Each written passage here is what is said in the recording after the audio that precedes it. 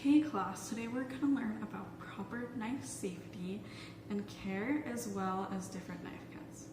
Okay, so the first things we're going to talk about are the different types of knives. So the first one we're going to talk about is the chef's knife. This is used for cutting and chopping. It's probably the most common knife that you'll use. It has a longer blade and it's curved as well. So you can kind of see that.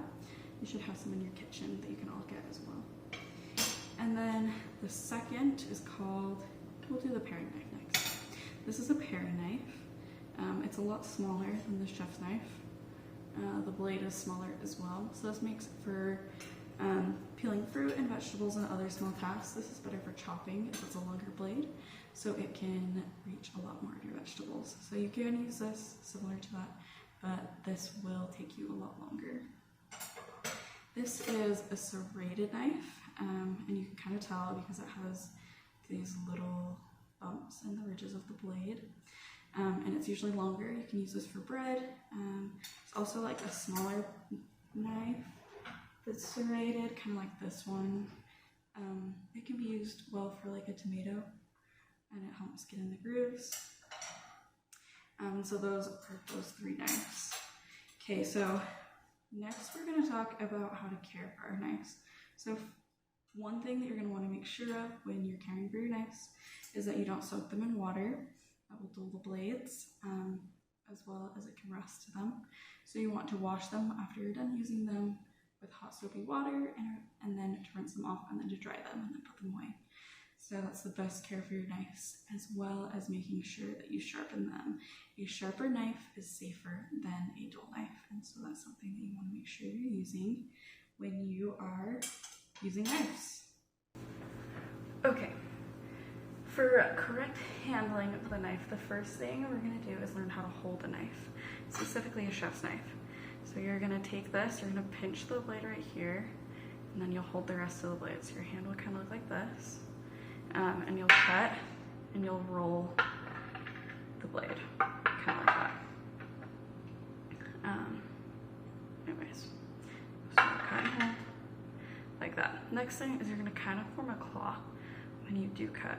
So you want your fingers to be like this, so if you brush against the blade, it'll be your knuckles and not your fingertips. So you'll want to hold like this.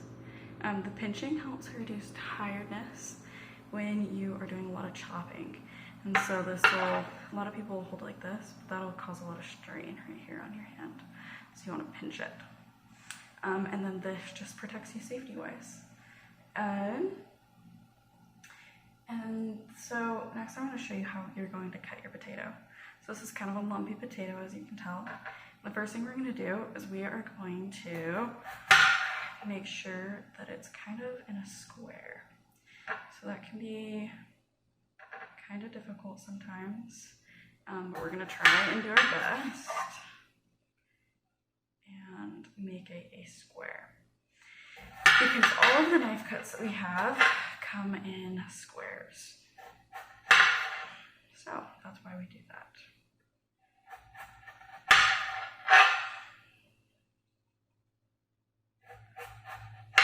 And we will use the rest of the potato for other purposes. So you don't need to worry about it. And it can be rectangular. It's just, we want it to kind of see how this is like a shape like that. We could kind of cut some of this off, and we can get rid of that. Make sure it's a little more square. So we kind of have a block there. And then you can take your scraps, you can kind of like place them somewhere.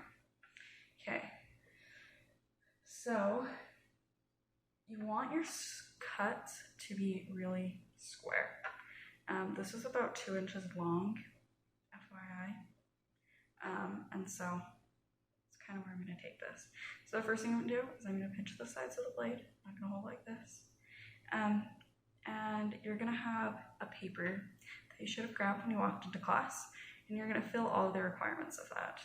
And so you're going to look at your paper and you're going to choose which knife cuts to choose. I suggest going from the biggest to the smallest. I find that helps reduce the most amount of waste We don't want to have a ton of waste, and we don't want to run out of potato to cut with, and so I find that that helps.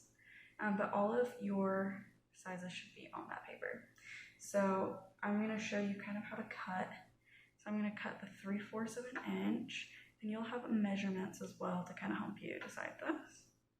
I'm going to show you what it'll look like. So we'll do the 1/2 inch actually. I'm going to make sure this is straight and level.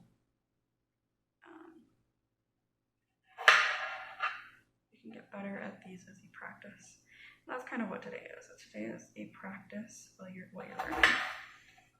So this is what we usually call a match stitch.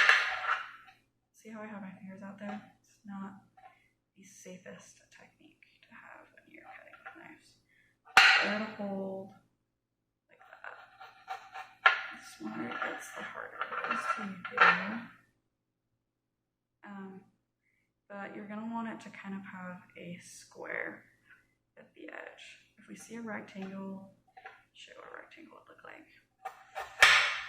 So you can kind of see, that would be what we would consider a rectangle.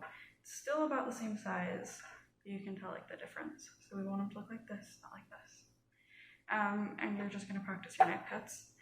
So we're going to send you back to your table, and you're going to grab out your cutting board. You're just going to have a potato on your table. You'll have your paper, and you'll each grab a knife to use. You might have to take turns depending on the station in the kitchen, but that'll be fine. If you didn't grab a paper, now is the time to come up to class.